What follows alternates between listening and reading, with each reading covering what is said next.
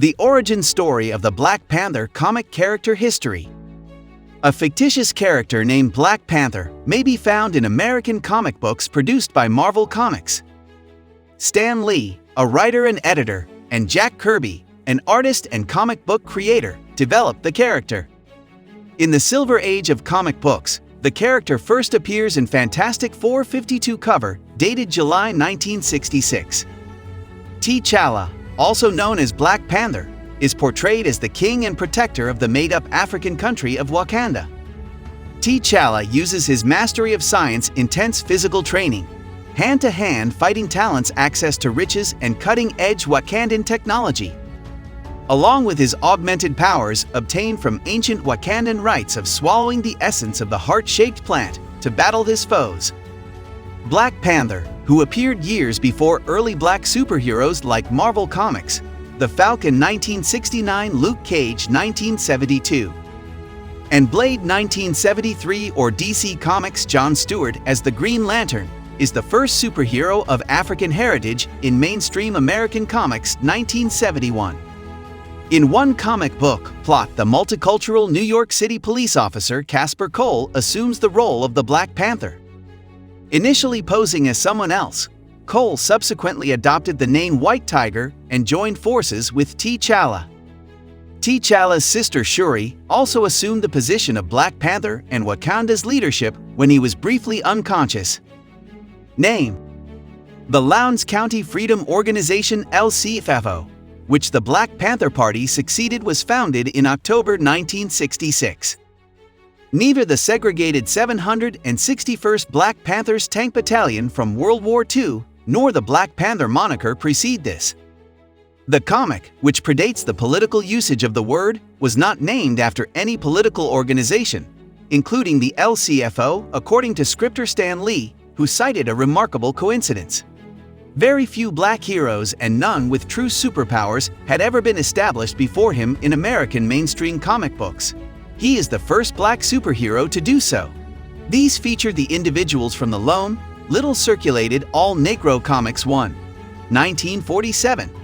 The first black person to appear in his own comic book was Waku, Prince of the Bantu, who appeared in the omnibus title Jungle Tales from Marvel's 1950s forerunner, Atlas Comics, and the Western character Lobo from Dell Comics. U.S. Army infantry soldier Gabriel Jones of SGT, Fury and his Howling Commandos is an example of a non-caricatured black supporting character in comics. Publication history.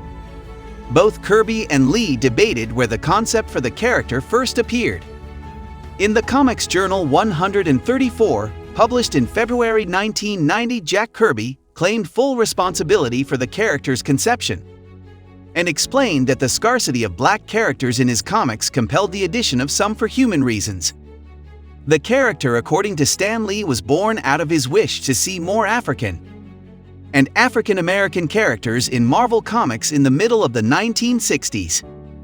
Although there is no evidence to suggest which version of the creation is more accurate, by 1966 Kirby is believed to have been largely plotting the book on his own and was having to explain the stories to Lee when the pages arrived in the Marvel offices, as had happened with the Silver Surfer in The Fantastic Four 48 a few issues earlier, March 1966. In an interview from 1968, Lee said, "Some creatives like Jack Kirby don't even require a story. I shall just tell Jack, let's make Dr. Doom the next bad guy, or I might not even say that. He may inform me, and after that, he completes it at home. He is so skilled at plotting that I am certain he is 1,000 times more skilled than I am. He essentially invents the story's storylines. I only alter a small bit." Kirby explained the same origin story as Lee in an interview. "I came up with the Black Panther because I discovered I had no black characters in my comic. Never had I ever sketched a black. A black was required. I abruptly learned that I had a sizable black readership. My very first pal was black. Because I was hanging out with everyone else, I was ignoring them." Lee's account of events is corroborated by statements made by Roy Thomas. However, Kirby's version is backed up by his wife and earlier works.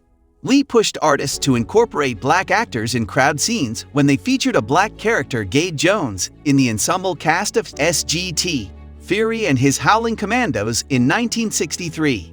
Lee outlined his motive in a 1998 interview saying, "I wasn't thinking of civil rights. We had artists that were black, and I had a lot of black pals. Therefore, I wondered why aren't there any black heroes?" Marvel also included 2 other regular black characters shortly after Black Panther debuted.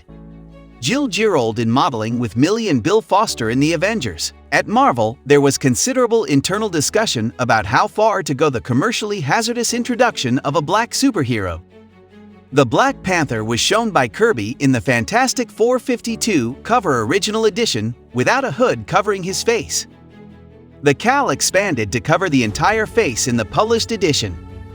Lee was reluctant, as seen by the fact that the cover was completely hidden in other comics previews. The Black Panther made his comic book debut in Fantastic Four 52-53 July-August 1966, followed by guest appearances in Fantastic Four Annual 5/1967, and with Captain America in Tales of Suspense 97-99 and Captain America 100 January-April 1968. Then in The Avengers 52, May 1968, he traveled from the fictional African nation of Wakanda to New York City to join the team of American superheroes that bears his name.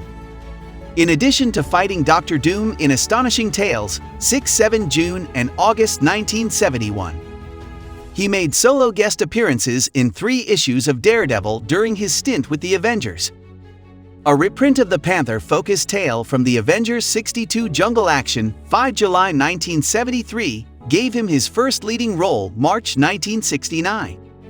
The following issue marked the start of a new series, with writing by Dom McGregor, art by Rich Buckler, Jill Kane, and Billy Graham, and some of the earliest exposure for inkers Klaus Janson and Bob McLeod.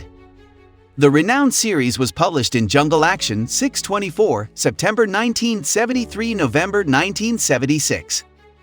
The Black Panther was relaunched by Marvel in a self-titled series, with the help of the character's co-creator Jack Kirby, who had recently returned to Marvel after briefly leaving for rival DC Comics to serve as writer, penciler, and editor. Despite being popular with college students, Jungle Action's overall sales were low. But Kirby was dissatisfied to be given a series starring a character he had already worked with a lot, since he preferred to concentrate on fresh ones. After only 12 issues, he quit the series, and Roger Stern, Ed Hannigan, and Jerry Bingham took his place editor.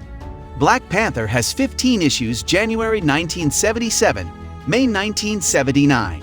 The issues that would have been Black Panther 16-18 were released in Marvel Premiere 51-53 as a result of the series cancellation. Black Panther Vol. 2, a 4-issue miniseries written by Peter B. Gillis and penciled by Denys Cowan, ran from July to October 1988. In Panther's Quest, which appeared as 25 8-page chapters in the biweekly anthology series Marvel Comics Presents Issues 1337. February-December 1989, McGregor and Gene Colan revived their Panther epic. In the following square-bound miniseries, Black Panther, Panther's Prey, he collaborated with artist Dwayne Turner, September 1990 – March 1991. The 5th chapter of McGregor Black Panther epic, titled Panther's Vows, never materialized. Eric Killmonger, Venom, and other characters from Panther's Rage were used in writer Christopher Priest and artist Mark Texeira's 1998 series, The Black Panther Vol. 3. Along with brand new characters like State Department lawyer Everett Ross.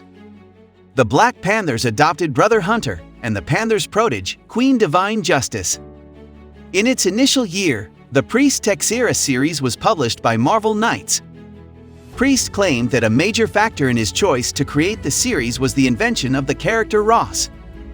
The Black Panther had, in his perspective, been mishandled in the years after his birth, and he said, "I realized I could utilize Ross to bridge the gap between the African culture that the Black Panther mythos is rooted in and the primarily white public that Marvel sells to."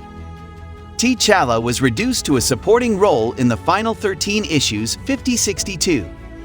when Casper Cole, a multicultural New York City police officer, took over as the title character. This Black Panther, who later changed his name to the White Tiger, appeared in the Crew series, which was published at the same time as the last 3 Black Panther issues. The 7th issue saw the end of the Crew. That's all for today's origin story video, guys. Tell us your thoughts in the comment section. And if you're new to the channel, don't forget to subscribe. Let us know what origin story you'd like to learn about next in the comments. Thank you very much for taking the time to watch this video.